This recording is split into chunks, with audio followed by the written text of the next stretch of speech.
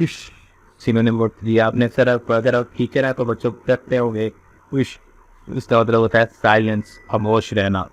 Next synonym number 4 है हमारे पास, तो कंसीटेड। कंसीटेड का मतलब होता है किसी चीज के ऊपर आप फख्र महसूस करें, अपनी किसी अचीवमेंट के ऊपर फख्र महसूस करें, या आप इस बात पे फख्र महसूस करें कि यार मेरी बात का ये मान रखेगा, मेरी बात पे ये इनकार नहीं कर सकता, तो इसका सिनोनिम होगा प्राउड। क्रेज, क्रेज का वाक अगेन जुनूनी, अगर जुनून से रिलेटेड है ये लफ्ज, उससे रिलेटेड भी हमने एक सिनोनिम अपने सेट नंबर 1 में कर चुके हैं, आपको याद होना चाहिए। इसको इसके साथ रिलेट करें, कमेंट सेक्शन में बताएंगे आपको वो याद है। तो इसका सिनोनिम होगा इनसेन या वाइल्ड, यानी कि जो पागलपन से रिलेटेड हो, जुनून की हद तक वो, वाइल्डिश हो। सिनोनिम नंबर 6 है वेरी इजी, एडवाइस, इसका मतलब होता है गाइडेंस। स्लगिश, स्लगिश का मतलब आहिस्ता आहिस्ता, करामा करामा, तो इसका सिनोनिम होगा स्लो। क्लाइंब का मतलब होता है चढ़ना, और इसका सिनोनिम होगा असेंडिंग, असेंड। जिस तरह आपने असेंडिंग ऑर्डर डिसेंडिंग ऑर्डर का पढ़ा होगा, असेंड मतलब होता है चढ़ना। एम्पर, एम्पर का सिनोनिम होता है इम्पीड। सिनोनिम नंबर 9 हमारे पास एम्पर, एम्पर का मतलब है इम्पीड। ये जो एम्पर लफ्ज है ना, ये एक रुकावट की सेंस में यूज होता है, यानी कि अगर आप लेट्स सपोज आप मरी का टूर प्लान कर रहे हैं और बहुत तेज बारिश हो रही है, तो it will hamper your tour, यानी कि आपने ये हो सकता है ये टूर को डिले कर दे या कैंसिल भी कर दे, तो इसका सिनोनिम है इम्पीड, हैम्पर, इम्पीड।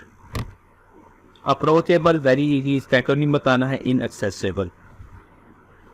ट्रैंक्विल कहते हैं पुरसकून, यहाँ पे शोर वुल ना हो, इसका एक्रोनिम होगा नाइजी। सिनोनिम नंबर 12 है कोइंसिडेंस।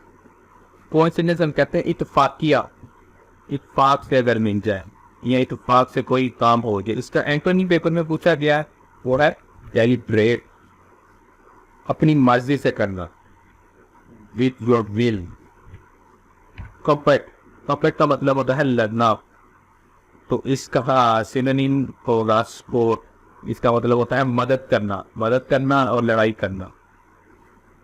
सिनोनिम नंबर 14 है मेटल। मेटल कहते हैं बहादुर को, जो जंग में एक शीशा पिलाई दीवार की तरह लड़े।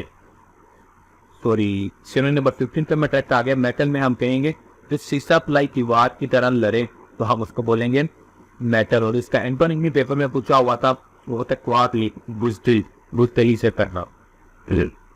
अब चलते हैं सिनोनिम नंबर 14 जो मिस हो गया था, वो कहते हैं फैक्चुअल। फैक्चुअल वो कहते हैं अगर कोई बात हो तो उसकी बैक एंड पे आपके पास प्रूफ हो, सबूत हो, आपके पास लॉ पॉइंट्स हो, तो उसको कहेंगे फैक्चुअल। और इसका एंटोनिम होगा फिक्टिशियस, गैर वाजिया, कुछ है ही नहीं, बस मुंह उठा के आ गए या ऐसे ही जवाब बनाकर दे दिया है, उसकी बैक एंड पे कोई आपके पास आर्गूमेंट्स भी नहीं है, तो हम इसको कहेंगे फिक्टिशियस। सिनोनिम नंबर 16 है हमारे पास, इसका मतलब होता है एनिहिलेट। एनिहिलेट का मतलब होता है किसी को अपनी तबाह कर देना, डिस्ट्रॉय कर देना, खत्म कर देना। और इसका सिनोनिम होगा इफेस। ऑडेशियस सिनोनिम नंबर 7, और इसको कहते हैं बहादुर को, और इसका सिनोनिम है करेजियस।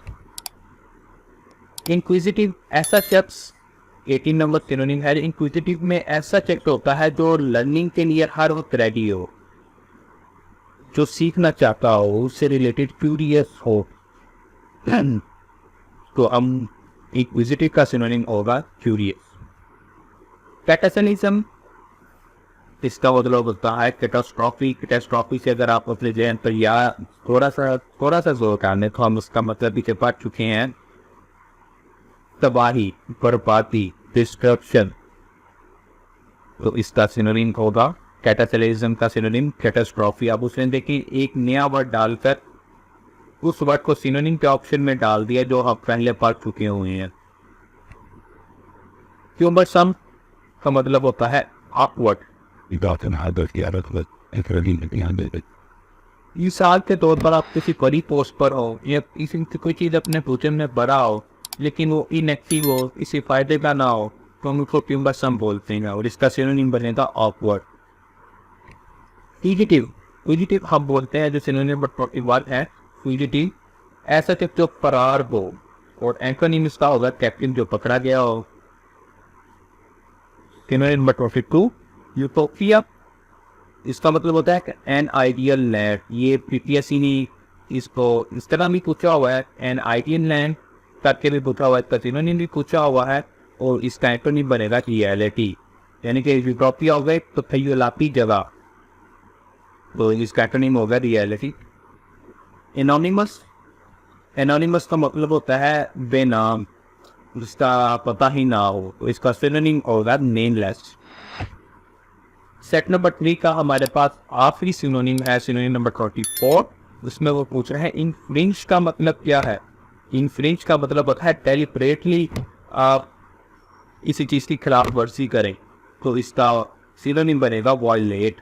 तो ये हमारी सेट नंबर 3 आखिरी यहाँ पर कंप्लीट होते हैं। अगर तो आप इस तरह के सिनोनिम अभी आप देख लें, हम 2018 में हैं और 2018 के सिनोनिम सिर्फ कर रहे हैं, और यही सिर्फ 72 बनते हैं। अभी हमने 2019 की तरफ भी जाना है, 2020 की तरफ भी जाना है, 21, 22, 23, 24 की तरफ भी जाना है। तो इस तरह अगर आप मिलाएं तो ये अमोबेश 1000 तक आई थिंक चले जाएगी ये फाइल। तो ये आपकी सपोर्ट है कि आप किस तरह सपोर्ट करते हैं, इसको सब्सक्राइब, लाइक, शेयर दोस्तों के साथ करते हैं। मुझे अगर पॉजिटिव फीडबैक मिला तो 2024 तक तमाम सिनोनिम्स की सीरीज आपके साथ कवर की जाएगी, और ये बहुत ही ज़्यादा हेल्पफुल रहेगी। ऑलमोस्ट 2 से 3 सिनोनिम्स हर पेपर में रिपीट होते हैं, और अगर आप पीपीएससी एफपीएससी के पेपर दे रहे हैं तो 5 से आप पीछे रह रहे होते हैं, 1 नंबर से आप पीछे रह रहे होते हैं। तो इस छोटी सी प्रैक्टिस के जरिए आप तो 2 से 3 नंबर का एडवांटेज हो जाएगा। Thank you very much.